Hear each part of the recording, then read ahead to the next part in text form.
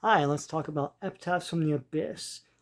Number 3. This is from Oni Press. Oni Press now has the rights to produce comics under the EC Comics imprint. EC Comics, of course, being the famous brand from the 1940s and 50s, which produced things like Tales from the Crypt and Vault of Horror and Haunt of Fear and Two-Fisted Tales and crime suspense stories and all that stuff.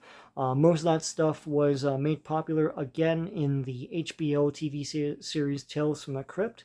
And of course, it was all reprinted at that time too. That's when I got into it back in the 90s. Of course, all this is way before my time, but they're timeless horror tales. This new EC Comics imprint is comprised of Epitaphs from the Abyss, which is the horror title, and Cruel World, which is the science fiction horror title. And there's going to be more titles coming out soon. I like that Oni Press, yes, they have the rights to do new EC Comics, but they didn't do a new Tales from the Crypt and all that stuff.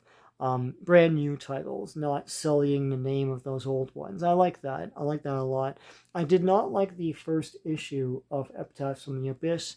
I thought it was too preachy. A lot of political messaging. It was sort of strange. And the second one was an improvement.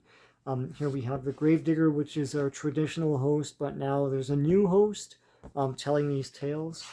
The three stories are these, and these are the credits for those stories. The first story is A Hand in It, written by Jay Stevens, and artist is Leo Max. And this is basically about a morgue worker who wants to kill her husband and falls in love with one of the corpses and uses that corpse, like the fingerprints and handprints of that corpse around the crime scene. But something happens. It's a comeuppance tale in the tradition of EC Comics. The art is good. It's an improvement over what we've seen in the original in the last uh, issues of this comic. Pretty good stuff. The second tale is called Blood Type, and so this lady is being chased by people. She gets on a boat with a bunch of folks just to escape. She's a vampire, and she killed the the pilot of the boat, right? So like the sailor. And there's all these other guys that I don't even know what this boat is. It's like a tour boat or something like that. So there's a storm and she gets this lifeboat and all these other guys climb on board. And she's like, okay, food, right? And she tricks them slowly one by one into eating each of them. It's pretty fun. I like this one a lot. She's a real bastard. It's cool stuff. Different art style than the previous story. House style is a thing of the past, I think. And last but not least is A Crossroads Repetition.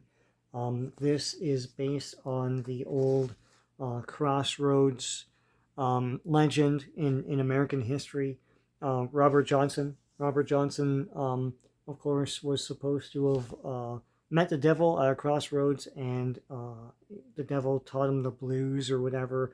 Um, and then someone tries to make a deal with the devil at the crossroads and meets the very person, Robert Johnson, there and makes a deal, and it doesn't really work out very well.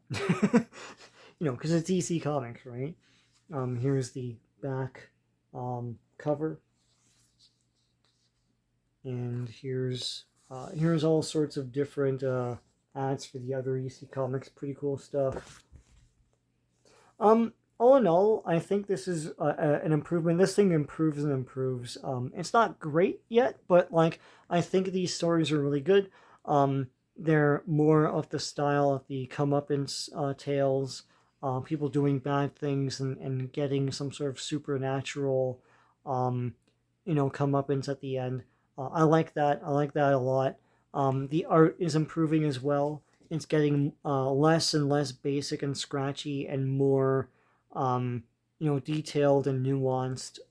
It's not going to approach what the original EC Comics was, but I think this is really good.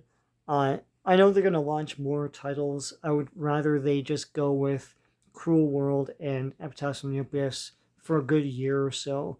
But I think there's more titles coming out at the end of this year, and I'll check those out.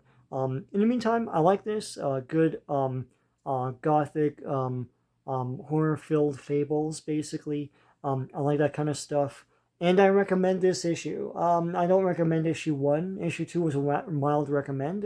I recommend this more. I think this is improving. I think the series is improving. I still think Cruel World is a better comic right now, but they're in their infancy, right? Like this is issue 3, and Cruel World's issue 3 is coming out very soon.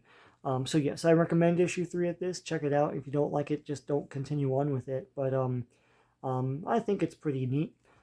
So please give a like to this video, and please subscribe to my channel if you like what you see. There's a lot of great comic book stuff on there. So until next time, take care.